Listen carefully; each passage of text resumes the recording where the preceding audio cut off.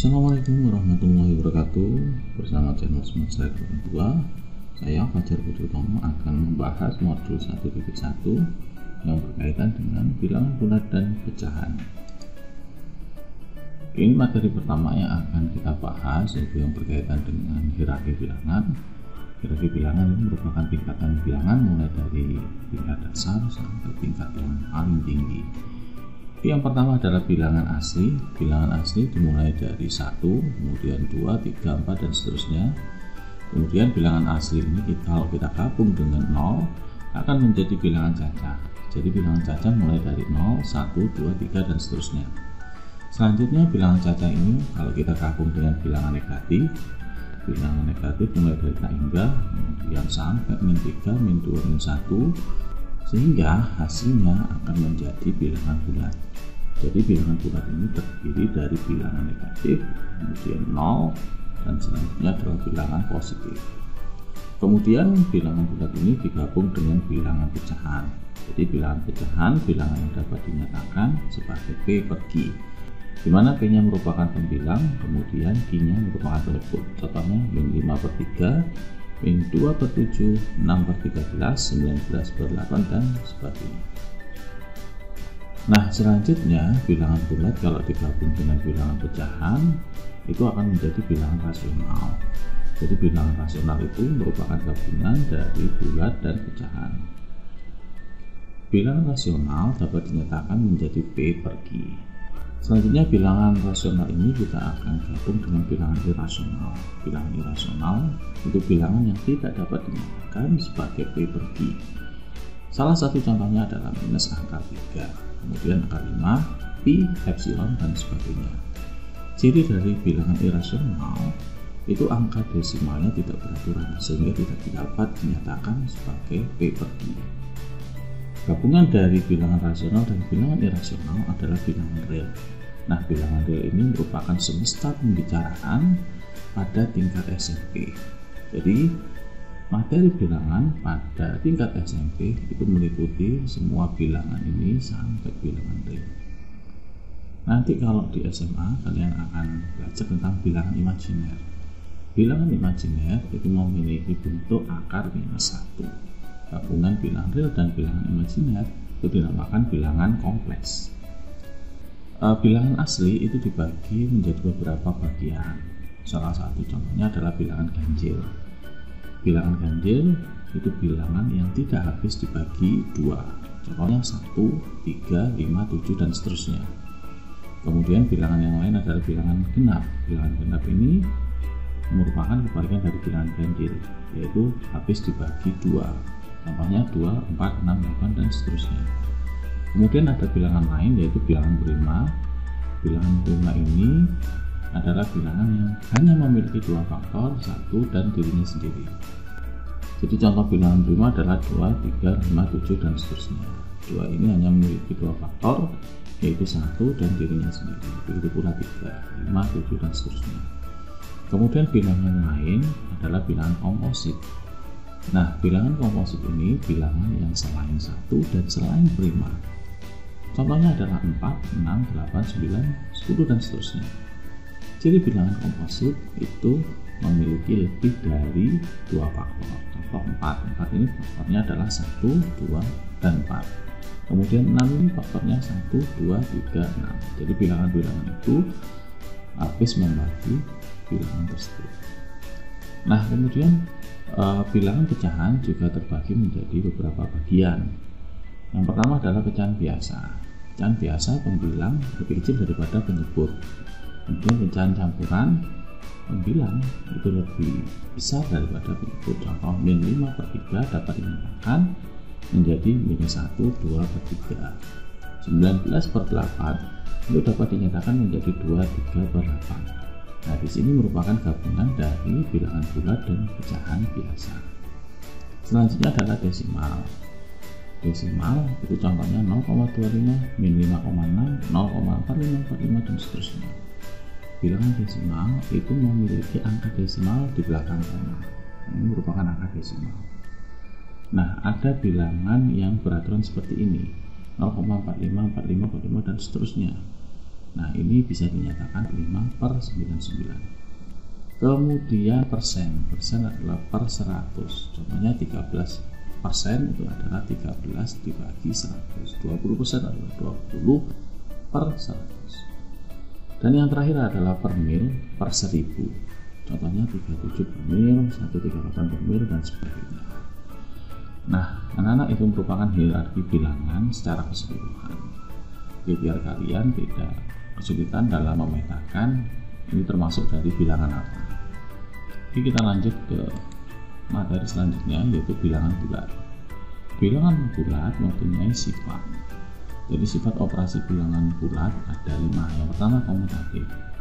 Ini komutatif pada penjumlahan A plus B itu nilainya sama dengan B plus A. Itulah boleh dibolak-balik.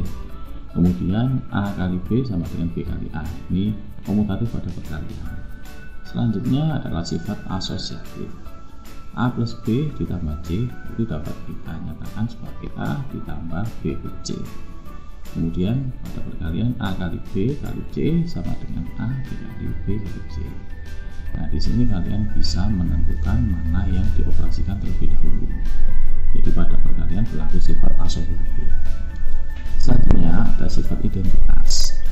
Nah, di sini pada penjumlahan identitasnya adalah 0. A ditambah 0 itu nilainya sama dengan 0 tambah A, nilainya sama dengan A. Berarti 0 itu merupakan identitas pada penjumlahan. Kemudian pada perkalian identitasnya adalah 1. A kali 1 sama dengan 1 kali A sama dengan A. Selanjutnya pada bilangan bulat terdapat sifat distributif. Nah, di sini sifat distributif perkalian pada penjumlahan. Nah, nanti berlaku juga sifat distributif perkalian pada pengurangan. Jadi A kali B ditambah C itu dapat kita nyatakan sebagai A kali B ditambah A kali C. Ini dikenal sebagai sifat pelangi. Kemudian sifat inverse, kebalikan.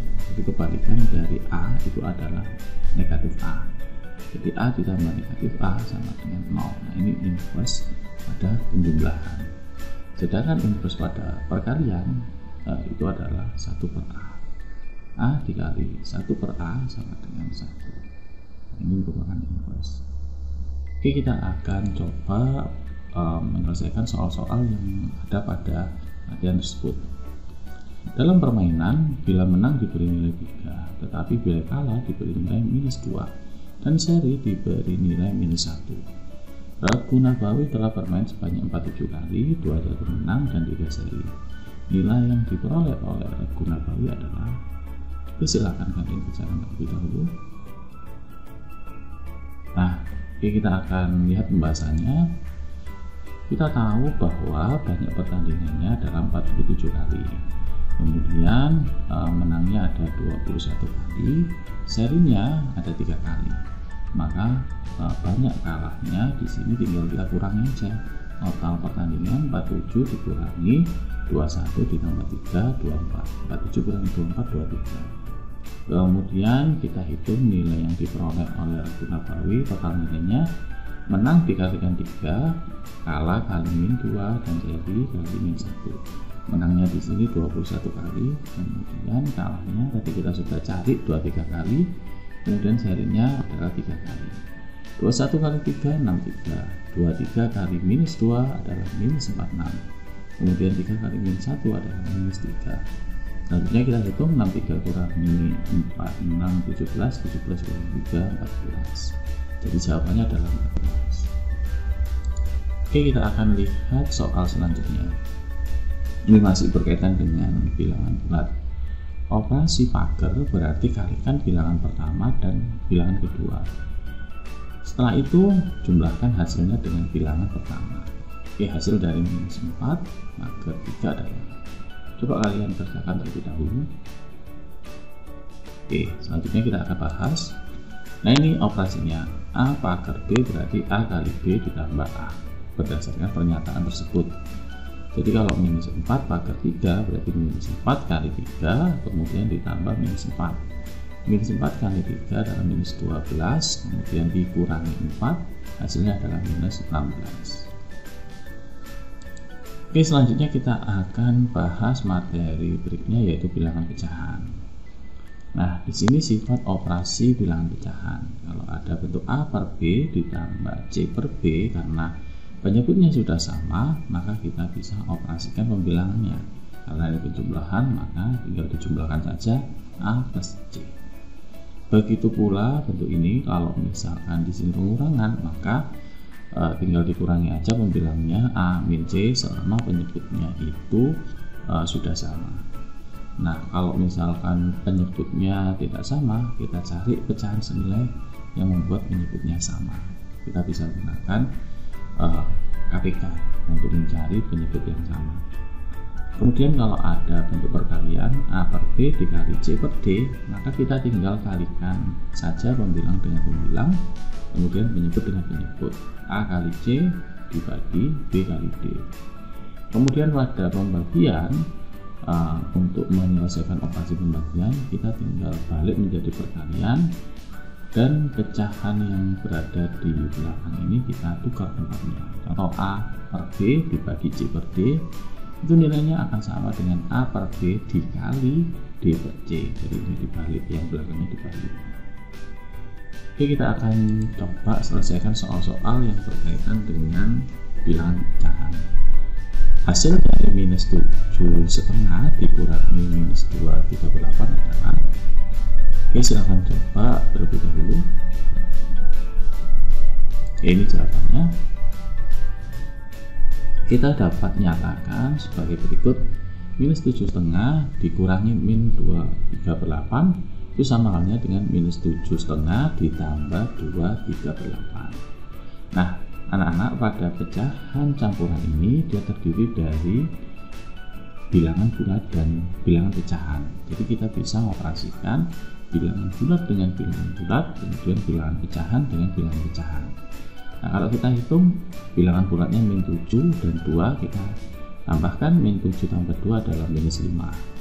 Kemudian ditambah bilangan pecahannya di sini minus setengah karena ikut minus setengah tambah 38.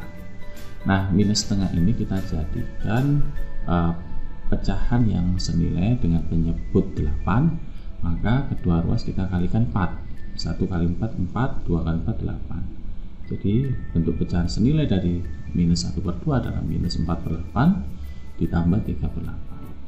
Kemudian minus 4 per 8 tambah 3 per 8 hasilnya adalah minus 1 per 8. Sehingga nilai dari minus 5 ditambah minus 1 per 8 adalah minus 5 1 per 8. Oke, kita akan lanjutkan soal berikutnya.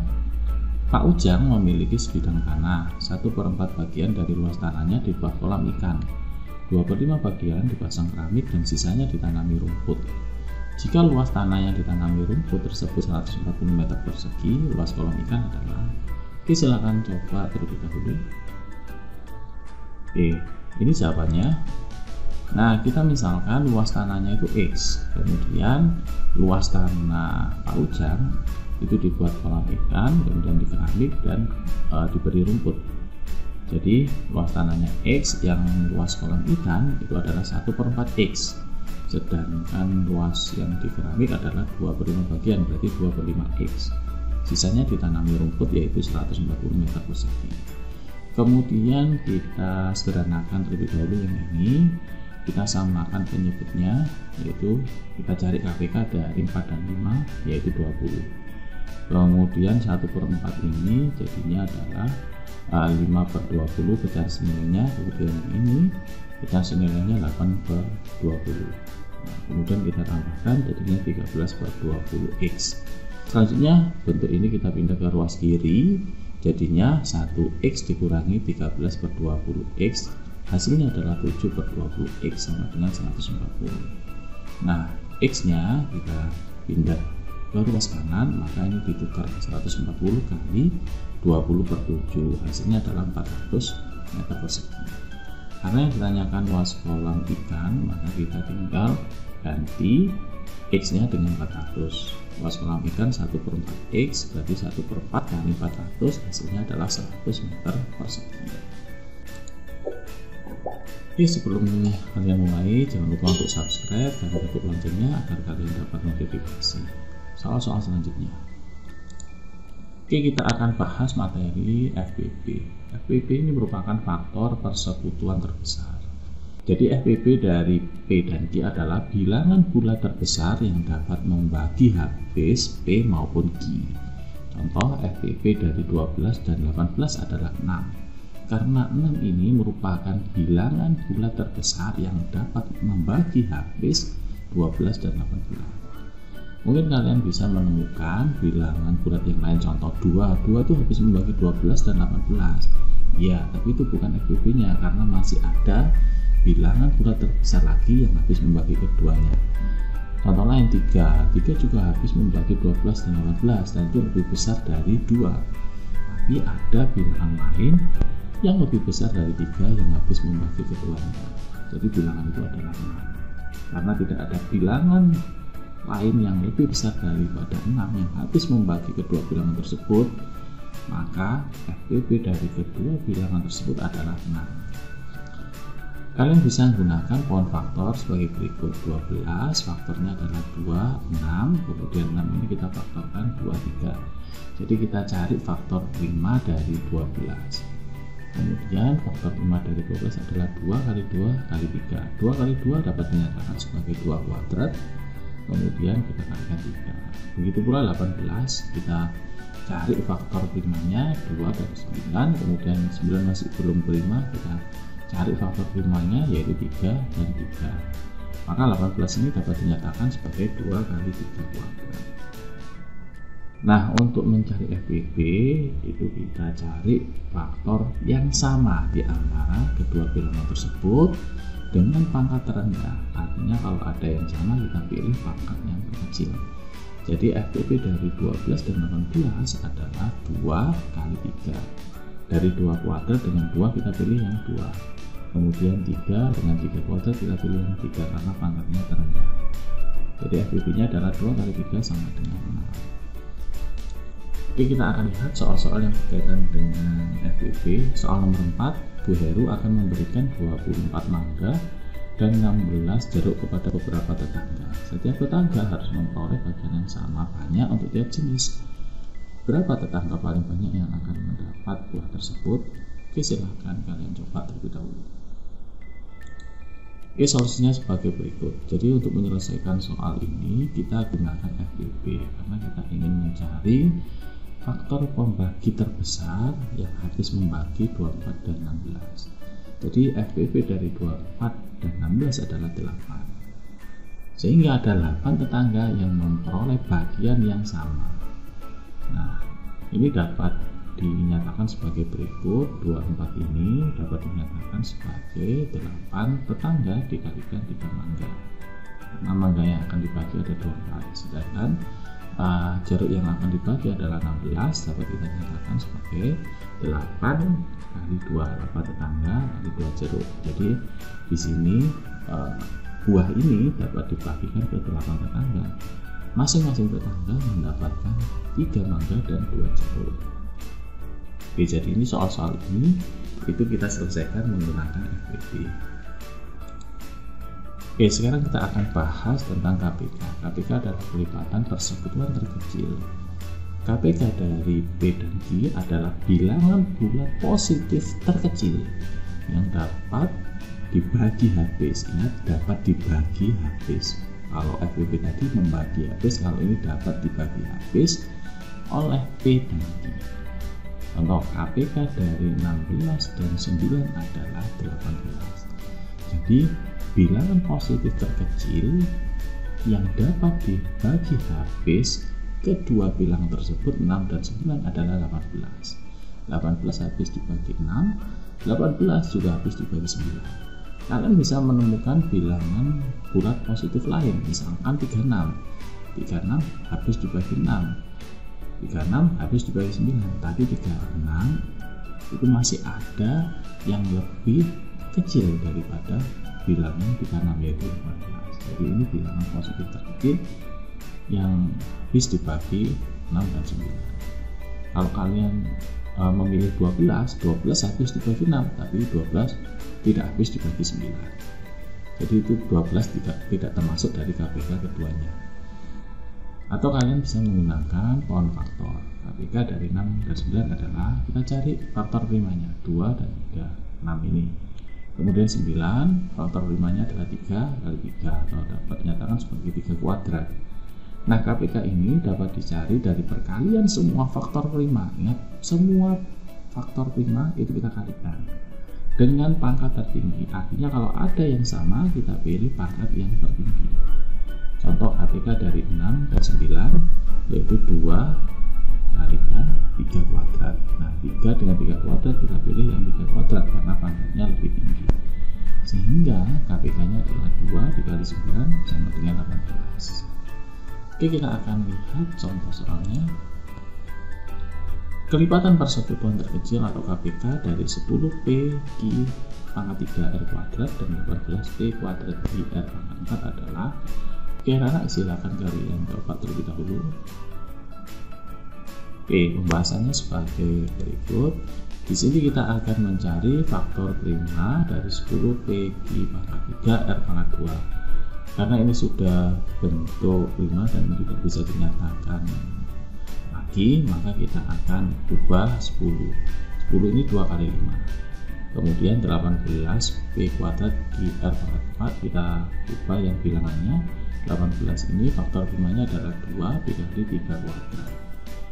Nah, kalau yang ditanyakan KPK, maka kita cari perkalian semua faktor prima dan kita pilih pangkat yang tertinggi. Yang pertama 2 kita tulis, kemudian 3 kuadrat kita tulis, kemudian 5 kita tulis, kemudian P dengan P kuadrat kita pilih yang pangkat tertinggi, P kuadrat.